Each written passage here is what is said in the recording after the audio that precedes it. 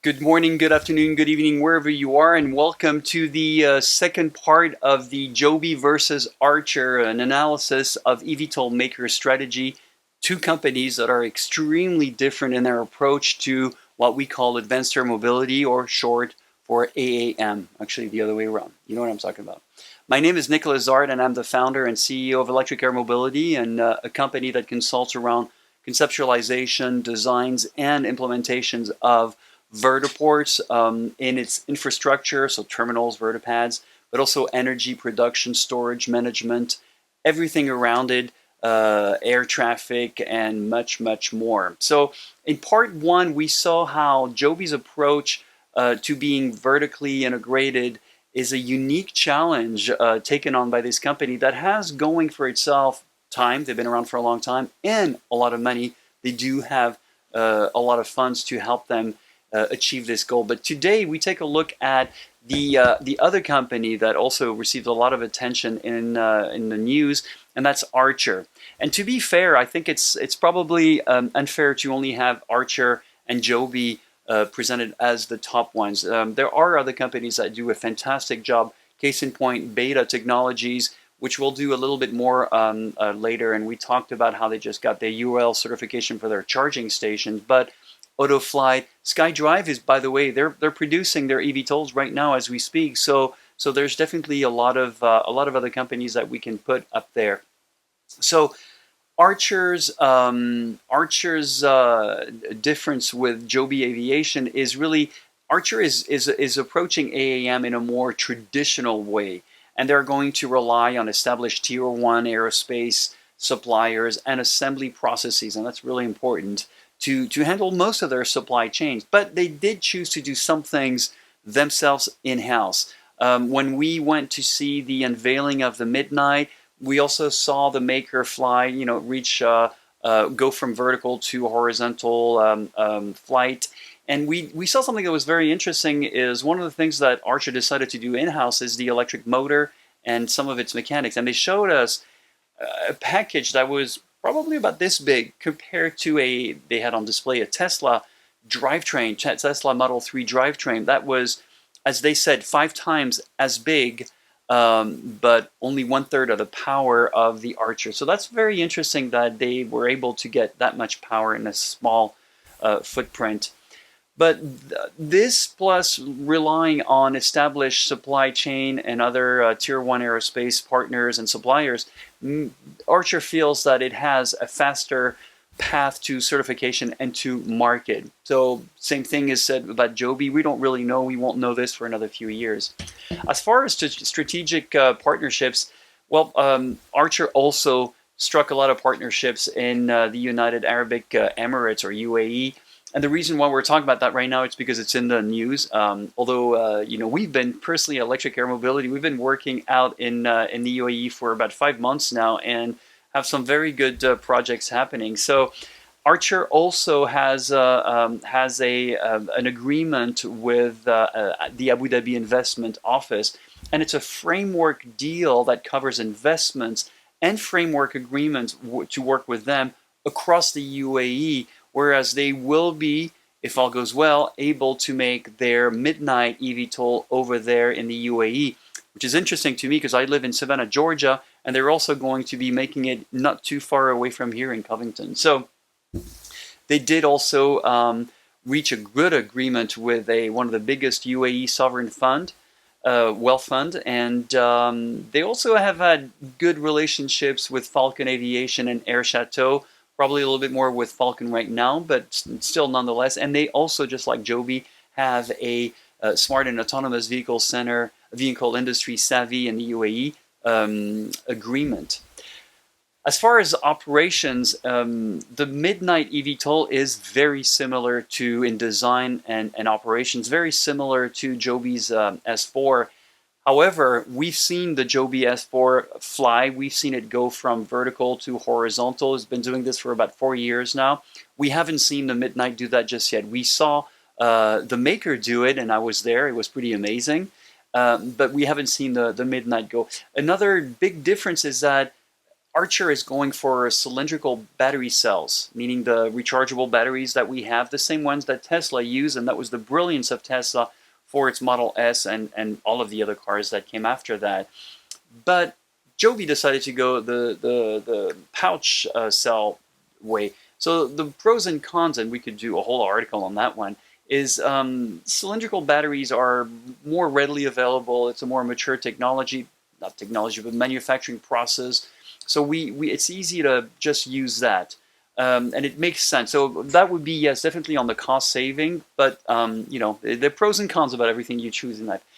And also very differently is Archer will stick with traditional aerospace materials and manufacturing processes. So it's not going to do some wild carbon fiber or something or another, or thermoplastics like John Air Mobility is going to use or anything. So it's interesting to see these two differences. So I saw, like I said in the other video, in the other article, I saw both the S4 fly and the Maker fly.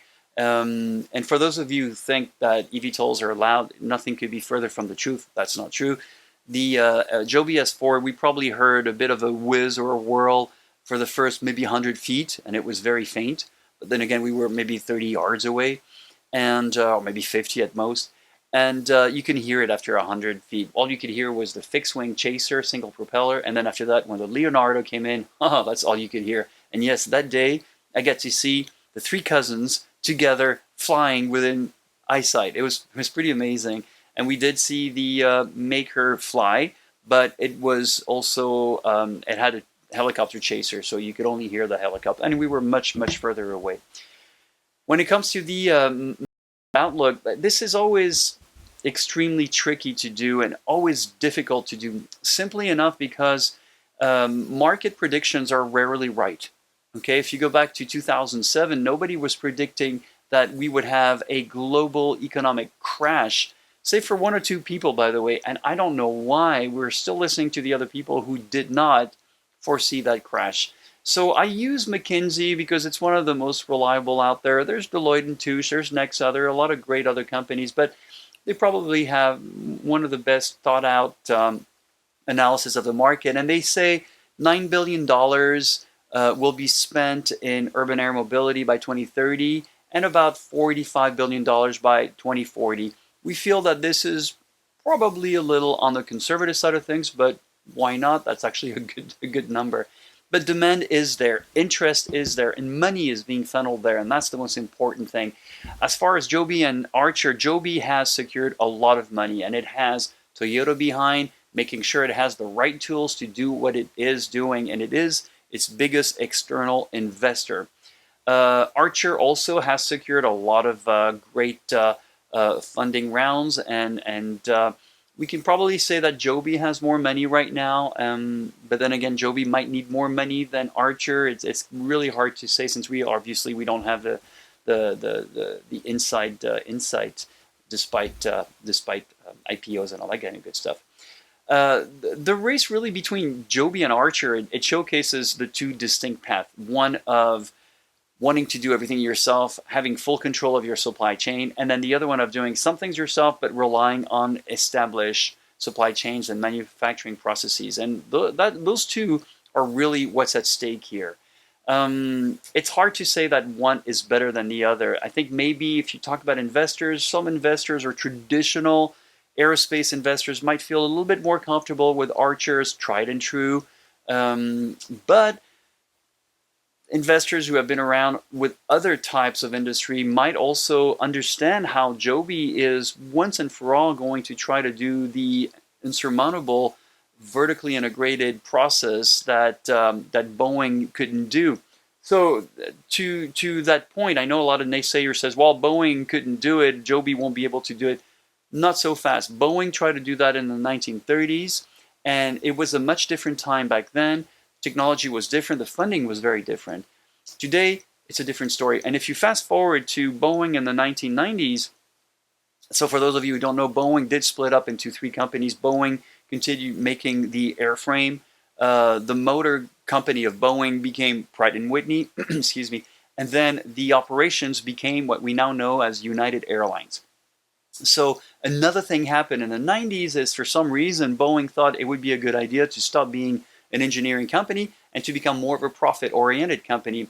And that meant that they had to, or they decided to do what Airbus was doing, their main competitor. But the problem is Airbus was founded like that. Airbus was founded as a conglomeration of aerospace companies, meaning different companies in different parts of the world were manufacturing a part of the airplanes that they would put together at the Toulouse factory. So everything gets shipped to Hamburg and Toulouse, and then it gets assembled in Toulouse. So it's very difficult to turn around a multi-billion-dollar huge company to become something else. And case in point, today it's not doing very well. Obviously, Boeing, as you have seen in the news, the 737 MAX problems, oh boy, never ending. The 787 has been around for a long time, one of my favorite planes, but my gosh, it still has so many problems. And even the 747, the last 747, the I-8, which I flew, I flew the 200 series all the way up to the I-8, and I was like, all right,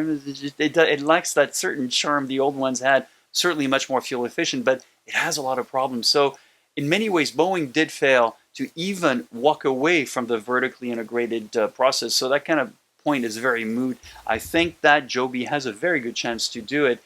I think mostly both companies are going to be around for a long time. There's no reason why they shouldn't. They've done pretty well.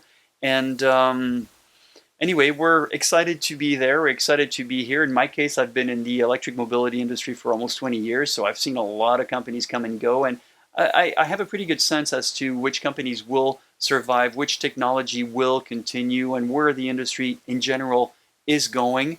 But I'm excited to have had that kind of first front row seat to this industry. And we're excited to see these two companies ushering the era of advanced air mobility. And let's not forget, with Beta, with Autoflight, and with SkyDrive, and many other companies that I simply really love to follow these days. So anyway, we hope that you've enjoyed this part two, these two videos, and these two articles. Please like, subscribe, comment, tell me if I've missed anything. There are plenty of things I'm sure I've missed. And then let me know what you think. And well, we look forward to seeing you again very soon. Thank you.